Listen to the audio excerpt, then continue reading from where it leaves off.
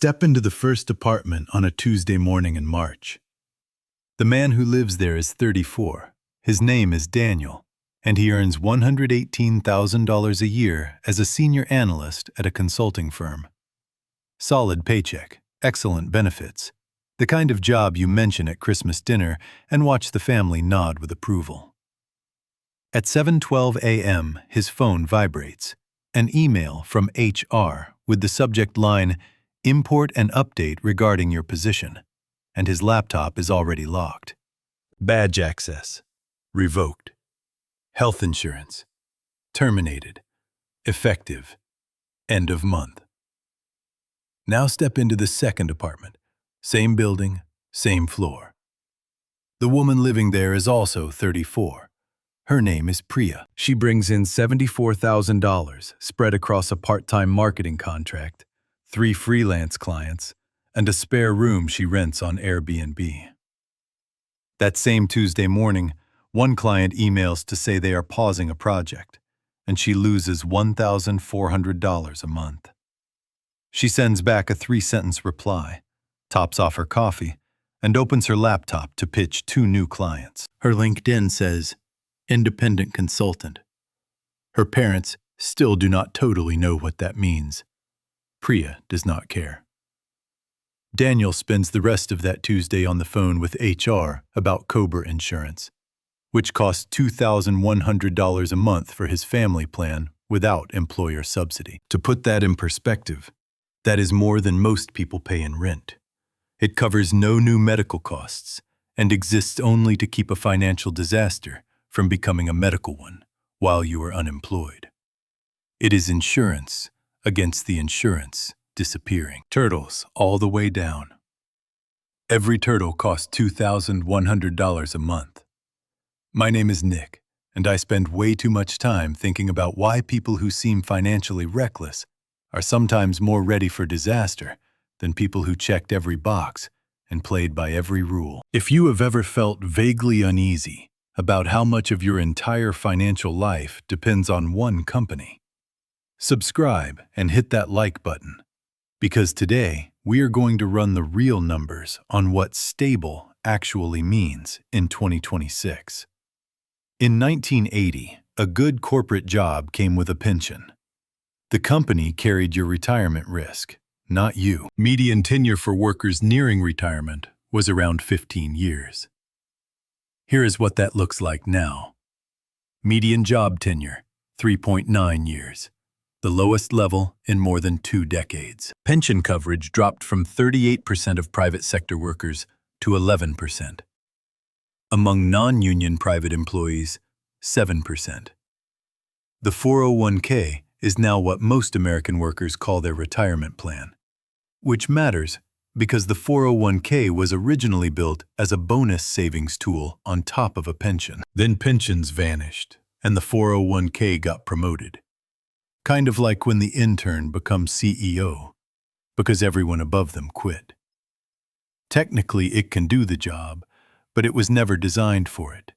So when someone says their job is stable, what they really mean is their job is paying them right now. That is the entire promise. The pension is gone, the long tenure is gone, and what remains is we will keep sending money into your account until we decide not to. That is a workable setup, just not stability. It is a subscription, and the other side can cancel whenever they want. With a 2-week notice, they are not required to give you in 49 out of 50 states. Meta laid off 21,000 workers across 2022 and 2023. Soon after, they tripled their stock price and announced their first ever dividend. That dividend payout works out to about $3.9 million in shareholder returns for every employee they cut. Microsoft laid off 10,000 people while posting $88 billion in operating income. Alphabet cut 12,000 workers while authorizing $70 billion in stock buybacks at the same time. Amazon laid off 27,000 people and then reported a record $30 billion in net income the following year. These were not survival cuts. One analyst called them strategic moves to improve efficiency. Corporate for we ran a spreadsheet. Your salary was on it. Removing it made the next line look better. Here's what layoff notification looks like now. Google employees found out through automated emails in the middle of the night. They woke up and found their laptops already bricked. Badge access gone. Company Slack gone. A 20-year Google veteran posted publicly, "It's hard for me to believe that after 20 years at Google, I find out about my last day via an email." 20 years. One email. At least they spelled his name right. Companies are making a rational calculation. They have legal duties to shareholders that they do not have to employees. At-will employment, the law in 49 out of 50 states, means they can fire you at any time for any non-discriminatory reason with zero notice required. You probably signed paperwork agreeing to that. It was on page 11 of your onboarding documents, right after the section about the coffee machine. Here is the idea that makes the rest of this click. Concentration risk. In investing, it means you have put too much of your portfolio into one asset. Standard advice says never hold more than 5 to 10% in a single stock. Nobel laureate Harry Markowitz called diversification the only free lunch in finance. JP Morgan research found roughly 40% of all stocks in the Russell 3000 suffered permanent declines of 70% or more from their peak. Companies fail. Industries become outdated. Things that look permanent turn out not to be. The average American worker has 100% of their labor income concentrated in a single employer. Not 5%, not 10%. Everything, plus health insurance tied to that employer, 401k match tied to that employer, disability coverage, every egg, one basket stamped with the company logo. If a financial advisor saw this setup in your investment portfolio, they would set down their coffee, look you dead in the eye, and ask you to please not tell anyone they allowed you into the building. This is not a strategy. It is a bet. Your financial advisor would call it catastrophically under-diversified. Your LinkedIn profile calls it senior manager at company. One of those descriptions is accurate. The counterintuitive truth is that a freelancer with 5 clients has better income diversification than a $180,000 a year SVP at a Fortune 100 company. When the freelancer loses one client, they lose 20% of their income. When the SVP gets the midnight email, they lose 100% of their income, 100% of their health insurance, and 100% of their 401k match, all at once. The freelancer looks fragile. The SVP looks secure. The math says otherwise. You already know AI is replacing jobs. You have seen the headlines. You nodded along at the dinner party when someone brought it up. And yet, when you picture the people losing jobs to AI, the face in your mind is never your own. It is a call center rep somewhere, a data entry worker, not you, not your specific, nuanced, complicated work. A 2025 study in Scientific Reports called this the invulnerability bias. The tendency to believe AI will affect other people's jobs much more than your own. YouGov found 48% of employed Americans think AI will reduce jobs in their industry, but 63% are not personally worried about losing their own job to it.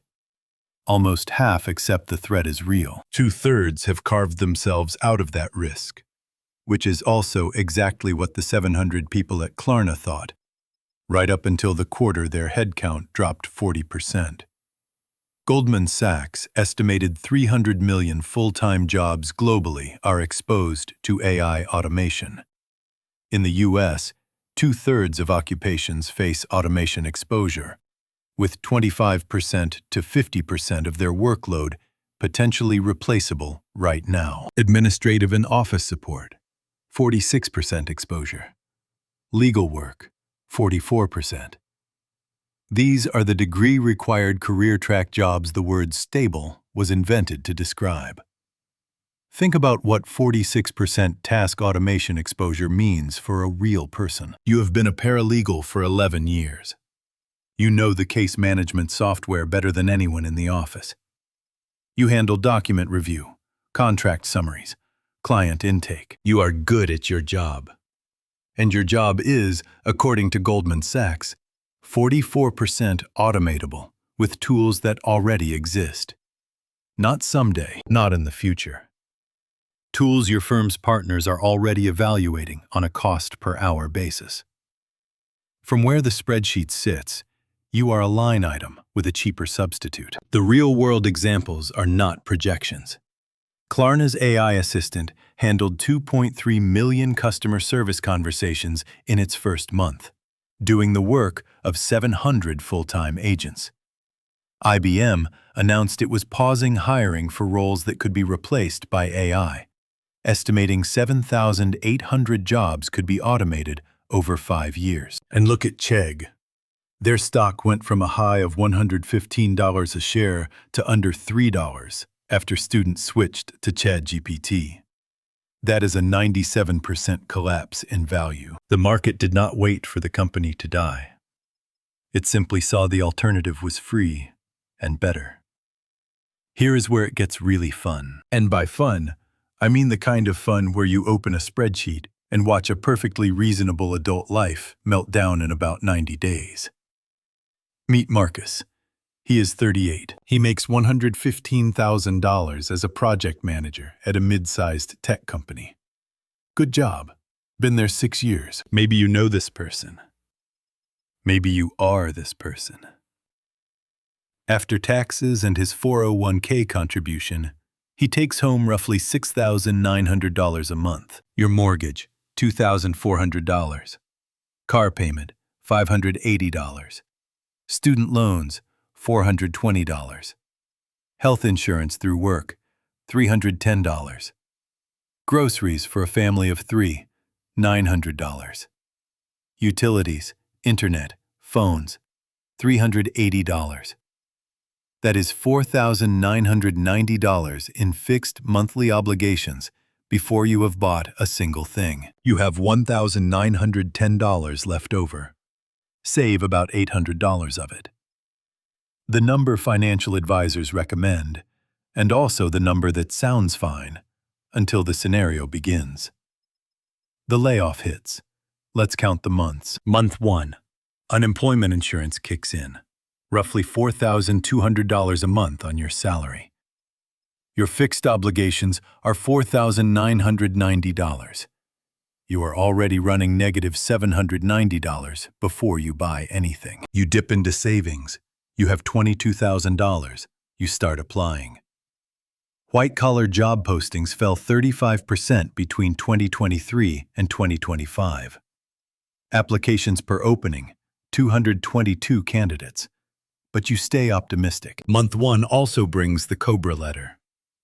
Your family plan cost you $310 a month because your employer was quietly covering the other $1,800.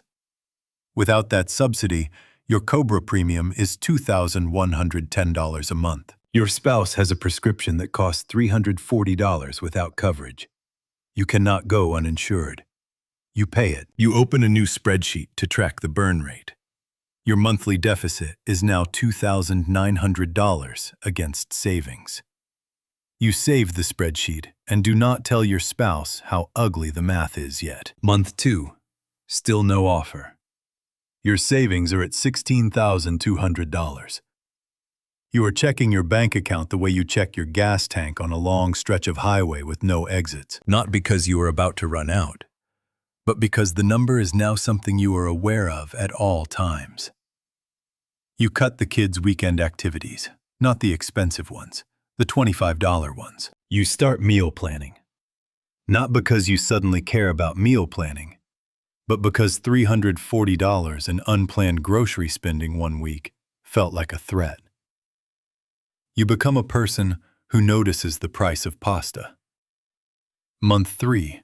Your savings are at $9,400. You got a final round interview at a company paying $95,000. $20,000 less than before. You are not dismissing it anymore. You pick up a short consulting gig through a contact, make $8,000, breathing room for now. Month 5, you get an offer for $98,000. You take it. Your mortgage is now 29% of take-home instead of 25%. Your lifestyle did not change. Your margin did. You start with $6,200 in savings, down from $22,000, and a low, constant hum of financial anxiety that does not fully leave for about 2 years. This is the best-case version of this story. You found work in 5 months, had a decent emergency fund, and did not get hit with a major unexpected expense during the gap. You still came out of the experience measurably worse off than when it began. 2 years later, when the emergency fund is rebuilt, you will still check your bank account more than you used to. Some math leaves a mark. Now tell me what happens to the version of you who had $8,000 in savings instead of $22,000, or the one with $1,600 in car payments, or the one who forfeited $18,000 in unvested 401k contributions when the layoff hit. These are not edge cases. Marcus's $22,000 emergency fund, barely enough, puts him in the top third of American financial preparedness. That is who we are talking about when we say stable job. Here is the part most people reject the first time they hear it. A higher salary from a single employer usually makes your financial life more fragile over time. The mechanism is lifestyle lock-in. You get a raise. You sign a nicer lease. You get the car with a better safety rating. You put the kids in private school. You build a life sized to your current income. None of those decisions are irresponsible. Together, they quietly close every exit. Someone earning $120,000 at a single corporate job, mortgage, car payments, private school, student loans, has committed roughly 82% of their take-home to obligations they cannot quickly unwind. Emergency fund covers 3 months. Job search takes 5 to 6. The gap between those numbers is where the damage lives. Someone earning $70,000, split across a part-time contract, 2 freelance clients, and a rental property, loses their main income and still has $30,000 a year coming in. Their runway stretches to 9 months. They are more financially resilient than the person making $50,000 more. Nearly 40% of people earning $300,000 or more say they live paycheck to paycheck. 48% of people earning over $100,000 say the same. High income concentrated in one source, with high fixed obligations, is not wealth. It is fragility with a better view. Your employer covers the majority of your health insurance. The average employer-sponsored family plan costs $27,000 a year. You pay roughly $7,000. Your employer pays $20,000. And what they call a benefit is functionally a $20,000 annual handcuff. Because the second you leave, your cost of staying insured goes from $583 a month to $2,100 overnight, while you have no income. Gallup found 1 in 6 U.S. workers stays in a job they explicitly do not want, solely for the health insurance, not somewhat prefer to stay. Actively want to leave still there. That is not job satisfaction. That is a hostage situation with a dental plan. The American healthcare system has arranged itself so that your access to medical care runs through your employer, which gives your employer a lever over your life that has nothing to do with your performance. The 401k match works the same way. Vesting schedules, usually 3 to 5 years, mean you only fully own employer contributions after you stay long enough. 2 years into a vesting schedule on a 6% match at a $100,000 salary means leaving costs you $12,000 in contributions you technically already earned. It is like a coffee loyalty card. Buy 9 coffees, get the 10th free. Except the coffees are years of your life. And if you leave before year 4, you hand the card back. Combined with healthcare lock, the honest answer to "why don't you leave" for millions of workers is not because I love it here. It is because leaving costs me $32,000 in year 1, which is the intended effect. Elegant system, if you were the company. Loss aversion. Kahneman and Tversky established that losses feel roughly twice as painful as equivalent gains feel good. The potential loss of salary certainty, yet of knowing what Friday looks like, registers as a threat, twice as loud as the potential gain of income resilience registers as an opportunity. You are not doing bad math. You are doing human math. The job feels safe because losing it feels terrifying. Those are different things. The second answer is cultural. The post-World War II era produced a generation that replaced individual entrepreneurialism with organizational loyalty. What William White called the organization man in his 1956 book. It was written as a warning. Corporate HR read it as a how-to guide. A good corporate job became the definition of a solid adult life. That narrative is still running. It is what parents tell their kids. It gets approval at Christmas dinner. It just stopped matching economic reality around 1980. But the cultural residue is still running the show. Then there is the sunk cost fallacy at career scale. You spent 4 years getting a degree for this field, 8 years building expertise in this industry. Your network, your reputation, all rooted in one lane. Building income outside that lane means admitting the investment might not be permanent shelter. Most people find that too uncomfortable to sit with, so they keep their head down. Do good work and trust that performance will protect them. And then the laptop bricks. Before you quit your job and start a dropshipping business in the garage, I am not saying jobs are bad. A full-time job with good pay and benefits is a great income source. It is a terrible income strategy when it is your only one. The shift from job security to income security does not require blowing up your career. It requires building one thing that generates income without your employer's permission. Tom Corley spent 5 years studying 233 genuinely wealthy individuals. He found 65% had at least 3 income streams before reaching $1 million in net worth. Not 7. That circulates online with no source. 3 income streams is where concentration risk starts dropping in a meaningful way. 1 goes away. You still have to. You have lost a battle, not the war. Upwork's data found 64 million Americans freelancing, 38% of the workforce, contributing $1.27 trillion to the economy. Full-time skilled freelancers now report higher job satisfaction and comparable incomes to their corporate peers. And 66% say having multiple clients feels more financially secure than one employer. They are not reckless. They have better risk management. The average side income stream generates $885 a month. In the Marcus scenario, burning savings at $2,900 a month, $885 is 3 extra weeks of runway.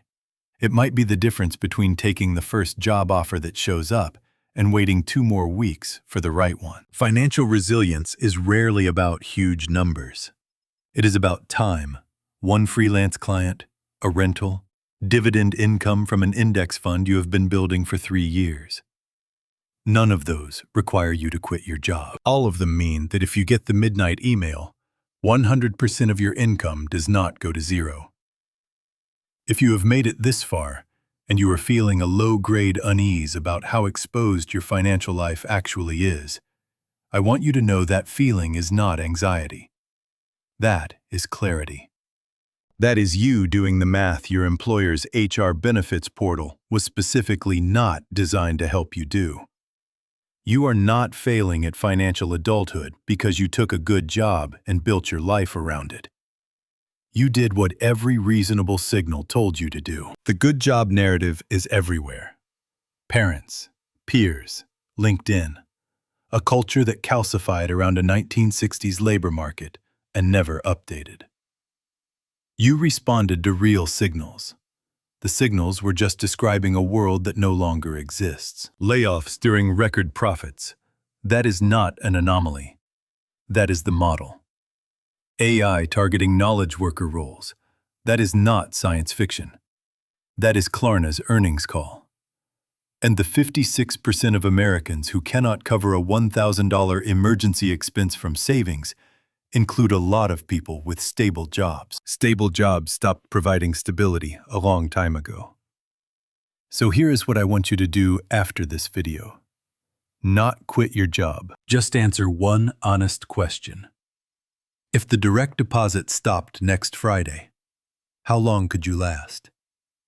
And what would still be coming in? Under 3 months or nothing incoming? That is your action item. One income stream outside your employer. Start there. Because here is the truth the word stable has been quietly hiding for a generation. The job title on your LinkedIn is not your financial foundation. It is your current highest paying client. Treat it like one. Stability is not something your employer gives you. It is a structure you build yourself. The people who understood that first are not the ones taking risks. They are the ones who finally read the fine print. On the deal, everyone else is still assuming they have.